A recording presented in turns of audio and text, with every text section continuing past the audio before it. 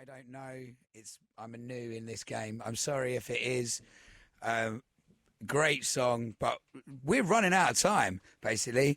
I'd like to tell you about all the things that we haven't got time to do, but then I'd be repeating myself when we do them. So we're just going to try. So we're in the Will Varley half hour that's now been shortened down to the Will Varley 25 minutes. Will Varley, I first heard of him when I played a gig of him down in Margate just over a year ago, and someone said, "Oh, it's good that you guys are playing together." And I listened to one song on YouTube. I bought both his albums the next day, and he quickly became my favourite new songwriter there is. And I made him become my friend by constantly. I actually went to one of his gigs and made sure he came back to my house afterwards so we could get to know each other. Since then, at all. That's not stalky. Since then, we've done a couple of tours, and the guy's a hero. And as it stands right now, he is doing the Rambling Tour, which him and another guy called Nick Marks are walking from Penzance in Cornwall to Deal in Kent, which is the whole width of the country. I went down because I was interested and because I'd like to do interesting things on my show.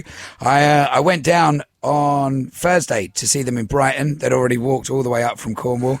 I then walked with them on a very short part of the journey from Brighton to Lewes, which was one of the easiest days that they've had, and it was sunny all day, quite relaxing, beautiful day actually. And then when it started pissing it down with rain the next day, I got in my car and drove off to another gig in Canterbury where Will actually lives, and went and met up for a drink with Will Varley's girlfriend. Is that weird? Yeah, enough. We're friends as well. I was like, the friendship works, but I was like, I actually wanted to see if Will's girlfriend would lend me the keys to his house so I could go and take a picture of myself on his sofa, just to kind of help him get through to the end of his long walk. But while we was there, I did record an interview with Will, but it was in a noisy pub. It didn't really go very well because basically we'd spent the whole day talking, which you do when you walk. So Bobby Banjo on location. He came down and he did a bit of an interview with Will. So we're going to play the interview, but I feel like it's hard to get across exactly not how difficult, but how amazing it is, this walk that they're doing. It's not a case of, just walking every day. It's a long, epic walks against all odds. Well, I think the average is about 15 miles, isn't it? Yeah. I mean, the one that we did was 9 miles, our walk. And it took us like 5 odd hours because that's where the roads go. You have to walk on bridle paths and up and down hills. And it was really interesting. For a day. Yeah. But I kind of spoke to him about whether they're feeling zen or, it's a beautiful thing. And I really think, that one, it's tough and they're realizing that, and that also they're going to look back on this day. I think they'll finish as better people, maybe with a kind of learnt about patience and stuff like that. But let's listen to. I haven't listened to this interview that Bob did with him, just so you know that. So let's listen. And so I'm sitting here with Will Varley there he is, in Lewes. Bobby Banjo on so location. I'm here with Will Varley in Lewes in East Sussex on the tail end of his Rambling Tour. Will, how are you? And can you give our Knocking Shop listeners the lowdown on the Rambling Tour? I'm all right. I'm still here, and my feet have got very hard. And the lowdown on the Rambling Tour is that we basically decided to walk, me and a friend of mine, Nick Marks, decided to walk across England along the south coast and play some gigs along the way and raise a bit of money for Bowel Cancer UK. And here we are. That's amazing. Amazing. How many miles have you done so far? Well, the whole thing, it depends how you map it out, but by the time you've gone sort of up and down and round and about and followed the paths, I think the whole thing is probably about 500 miles. And I think we've probably got about 90 miles to go. Unbelievable. Any points of special interest? In what respect? My C part of that question is, have you done any tourist activities? Okay. I went to the Merchant's House in Southampton. Amazing. What's that? Well, it was like, it's an old house, and I saw it, and I thought, I went over, and then there was an English heritage attraction, and there was a lady in there who, I think she hadn't had another visitor for about 10 years, but she she proceeded to give me a sort of 2-hour tour of the merchant's house, which was fascinating, but very in-depth. Surely it's been quite maritime themed, the whole thing. You're just looking at. Do you see the sea every day, or is it undulating hills or towpaths? How are you doing it generally? It's generally on the sea, yeah. I mean, there's been a few days we've kind of cut in to go across land, because sometimes there'll be a bit of land that sort of sticks out for miles down south, and there's no reason for us to sort of go down there. So we've cut across a little bit, but generally, yeah, it's been on the coastal paths or on sort of lanes that run alongside the sea. We've seen a lot of water. And in terms of special interests, have you got like a place that you really loved? I mean, there's. It's harsh, but if you could single one out. Be cutthroat, Will. There's a lot of places, Bob. There's been a lot of very, very special places. I mean, the Journey's End in Ringmore, the pub Worth Matravers, the Square Encompass up on the hill. I mean, those are two very strong highlights. But I mean, there's been every night pretty much has had its merits, and every day, even though the walking is hard, in terms of the landscape, has been stunning. So Amazing. In terms of sea level, what was the highest and lowest point? That's a very nicely worded question, Bob. I was waiting to make that gag. Well, I think the highest point is just before you get to Dorchester. I can't remember the name of it, but there's a very, very big hill, and at the top of it, there's a thing called Hell Lane, which runs up the top of it. That's such a Will Varley road. Well, it's an amazing place, Hell Lane. Wait, Maiden Castle. Surely that's the Dorchester thing. That could well be it. Yeah. Is it like an old archaeological ruin? No, I didn't see that. There might well be one, but it's a huge ridge basically that you have to cross to get into Dorchester. I've been told that's the highest point, one of the highest points along the south coast. But then the sort of hills, I nearly said mountains then, but they are hills in Cornwall, are insane as well. So yeah, there's been some high points. And then the lowest point is always the sea. I don't think you can get any lower. Yeah, I should have thought about that. Unless you did some underwater gigs. We didn't go sort of subterranean, no. Right. Scandal. Let's talk about some scandal. Right. Have there been any points where you've sacked off a bit of the walk and got a bus, like that time Bear Grylls stayed in a hotel instead of roughing it in the jungle?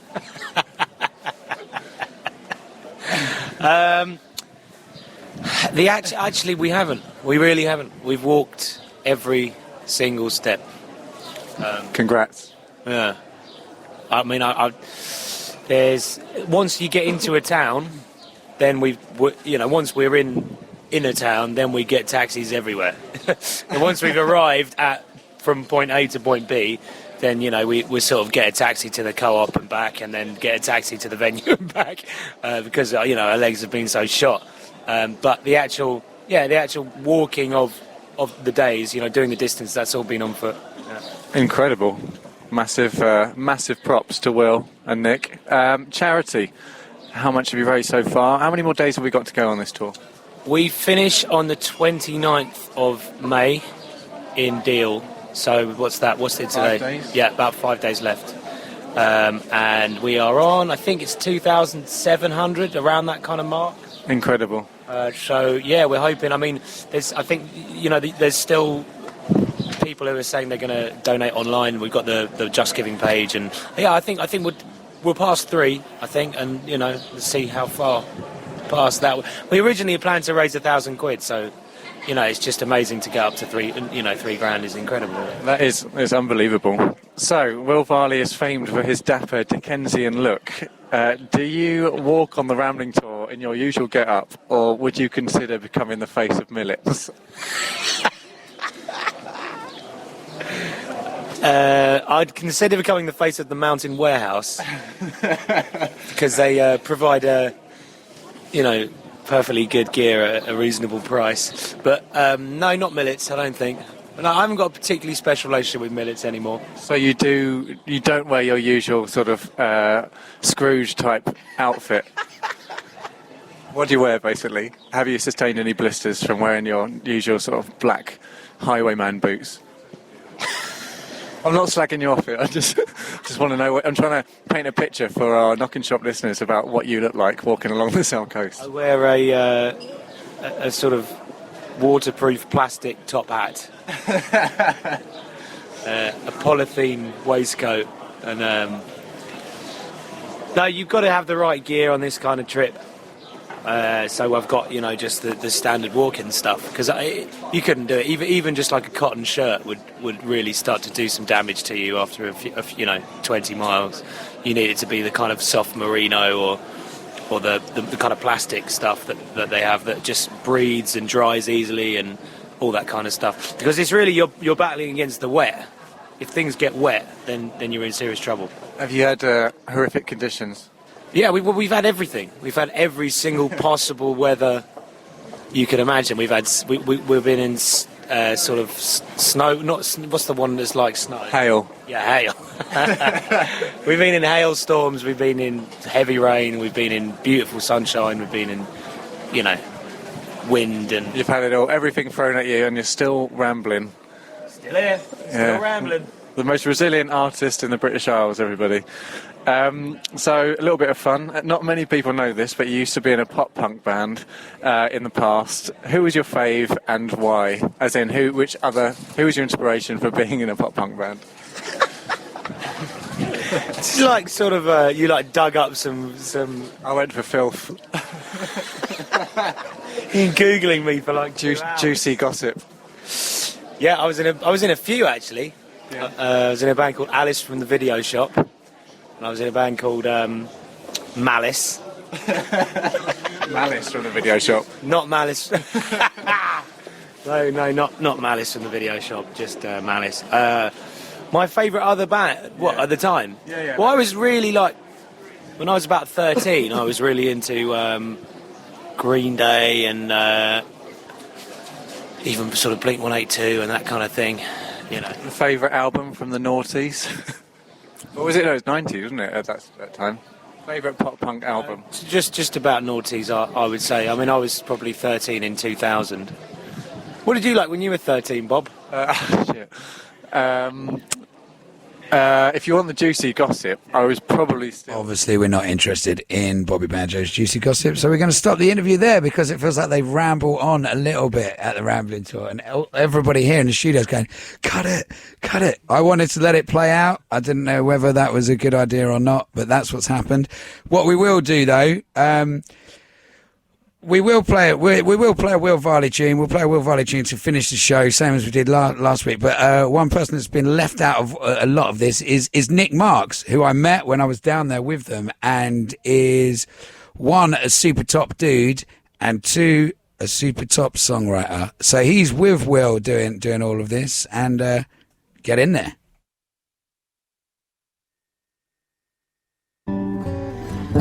Sunday morning and I wake on my pollen pillow. I'm gonna take my sleepy head to the pebbled shores, to a boat near a hut way on down by the shallows. Something's going on, but no one knows just what for sure.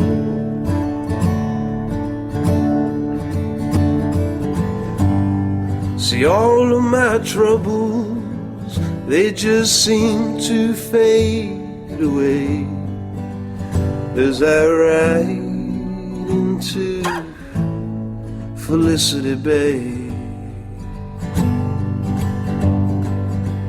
As I ride into Felicity Bay.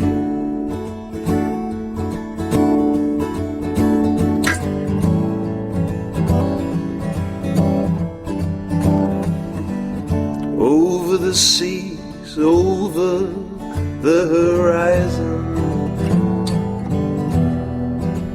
There's a sweet French girl who I know's gonna treat me just fine. I'm gonna swim to her each and every morning and return each night sipping on her father's wine.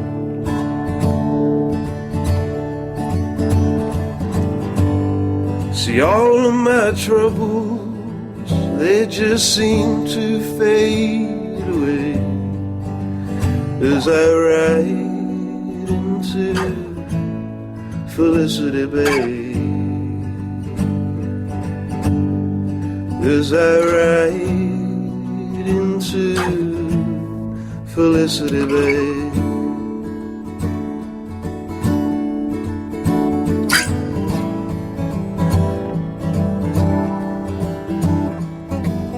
It's 4 a.m. and we all just getting started. The tables half full and the candle it's burning slow. There was some shit back home, but I knew as soon as I departed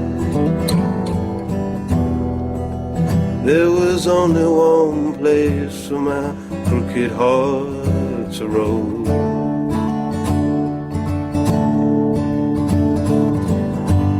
See, all of my troubles, they just seem to fade away as I ride into Felicity Bay. As I ride into Felicity Bay. Nick Marks there with Felicity Bay, who's on the whole tour with Varley, and it's definitely worth checking out. We are running out of time, but we're going to basically speed through the little segments that we've got left. One of the segments is that I promised to do a new tune every time we do the Knocking Shop, and I was asking people to email in suggestions of what the songs we're basically getting you guys to do my job for me. We got a few emails. One of them that said, could you just write a song about UKIP, which I kind of had a song half written, and I was like, you know, we could have made the whole fucking radio show about UKIP, but I just didn't want to waste my breath or time on them dingbats, basically. So I guess kind of that's what the song's about. Someone's twiddling some dials. You happy? That's the sound. Live sound checks on the Knocking Shop as well. This song's called A Whole Lot of Loving. Don't blame the immigrants, the poor or the unemployed. These are not the ones who are to blame. The country's fucked, that's obvious, from a swan song at the NHS. But the flood warnings came long before the rain. And it's in these times of trouble that fascism rears its head, and the UK Independence Party are just the BNP in a different dress. They're still the same old homophobic racists as before. They're probably sending junk mail full of hate to your front door, and they've got billboards on the high street telling you should be scared, 'cause these evil motherfuckers, they capitalise on your fear. But I'm not worried about the worries of the world anymore. I'm gonna get in the jacuzzi. I wish that everybody would just chill the fuck out and get busy being happy. We need a spiritual revolution. I believe you, Russell Brand. We need food and we need shelter, friends and family at hand. And apart from that, we don't need nothing except a whole lot of loving. Well, the NASA think tanks think that we will fall just like the Romans did, and other civilizations before them that are now extinct. The well runs dry, the fuel runs out, there's not enough food to feed us all. Our leaders blindly lead us, claiming it's business as usual, while saving up the scraps for themselves and until the shit falls off the shelves. But I'm not worried about the worries of the world anymore. I'm gonna get in the jacuzzi. I wish that everybody would just chill the fuck out and get busy being happy. We need a spiritual revolution. I believe you, Russell Brand. We need food and we need shelter, friends and family at hand. And apart from that, we don't need nothing except a whole lot of loving. And apart from that, we don't need nothing except a whole